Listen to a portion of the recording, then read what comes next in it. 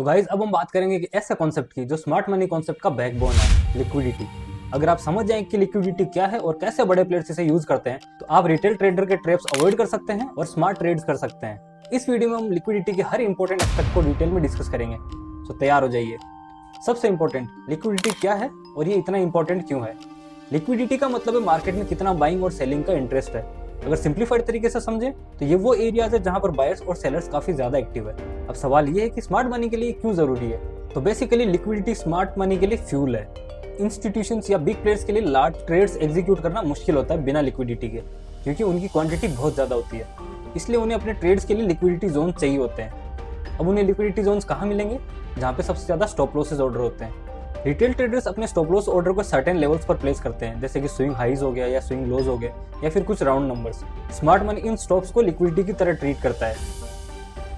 Third, liquidity से market move होता है। जब लिक्विडिटी अक्यूमुलेट होता है और स्मार्ट मनी यूज करता है तो मार्केट के सिग्निफिकेंट मूव्स क्रिएट होते हैं। लिक्विडिटी को समझना इसलिए इंपॉर्टेंट है क्योंकि अगर आप उस फ्लो के अगेंस्ट ट्रेड करेंगे तो उससे लॉस होगा। अब हम लिक्विडिटी के मेजर जोन्स के बारे में समझते हैं। तो मेजर जनरली 3 लेवल्स होते हैं। पहला होता है स्टॉप लॉसेस।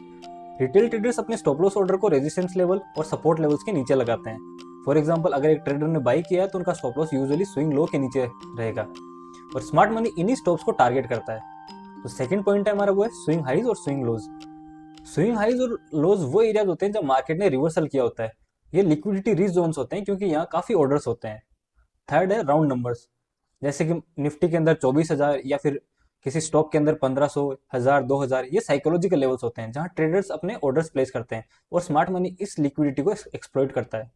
इन जोन्स को आइडेंटिफाई करना हर ट्रेडर के लिए जरूरी है क्योंकि ये वही एरियाज है जहां पर बड़े मूव शुरू होते हैं। अब बात करते हैं लिक्विडिटी स्वीप की और कैसे स्मार्ट मनी रिटेल ट्रेडर को ट्रैप करता है। सबसे पहले बात करते हैं कि लिक्विडिटी स्वीप क्या है। जब स्मार्ट मनी इंटेंशनली प्राइस को एक सर्टेन लेवल तक पुश करता है जहां लिक्विडिटी है और फिर ऑपोजिट डायरेक्शन में ट्रेड करता है, उसे हम कहते हैं लिक्विडिटी स्वीप। अब ये कैसे काम करता है? एग्जाम्पल के तौर पे अगर प्राइस एक रेजिस्टेंस के पास है और ब्रेकआउट दिखा रहा है, स्मार्ट मनी पहले उस रेजिस्टेंस के ऊपर के स्टॉप्स को हंट करेगा, जिसे हम कहते हैं लिक्विडिटी ग्रैब, और फिर प्राइस को नीचे पुश करेगा। रिटेल ट्रेडर्स को जो ब्रेकआउट के चक्कर में बाई कर लेते हैं उन्हें लॉस होता है।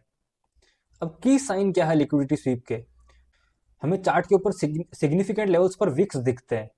ठीक है, अगर हम ब्रेकआउट देख रहे होते हैं तो वहां पे विक बनता है और फिर प्राइस नीचे आ जाती है, या फिर रैपिड रिजेक्शंस आफ्टर ब्रेकआउट और अ ब्रेकडाउन। स्मार्ट मनी हमेशा लिक्विडिटी रिच जोन्स को टारगेट करता है। अगर आप समझ जाएं कि कहां लिक्विडिटी है तो आप इन स्वीप्स के अगेंस्ट ट्रेड करने से बच सकते हैं। अब हम समझेंगे लिक्विडिटी इन्वेस्टमेंट के बारे में, जो स्मार्ट मनी का एक और पावरफुल टूल है। उससे पहले, what is liquidity investment? Liquidity investment का मतलब है मार्केट को इस तरीके से मूव करना कि रिटेल ट्रेडर गलत साइड पर फंस जाए। फॉर एग्जाम्पल, अगर बुलिश ट्रेड में स्मार्ट मनी इंटेंशनली प्राइस को नीचे लेके जाता है ताकि रिटेल ट्रेडर यहाँ सेल कर सके या फिर अपने स्टॉप लॉस हिट करे, फिर वो वही प्राइस पर बाई करके मार्केट को ऊपर ले जाते हैं। Now how can we spot it?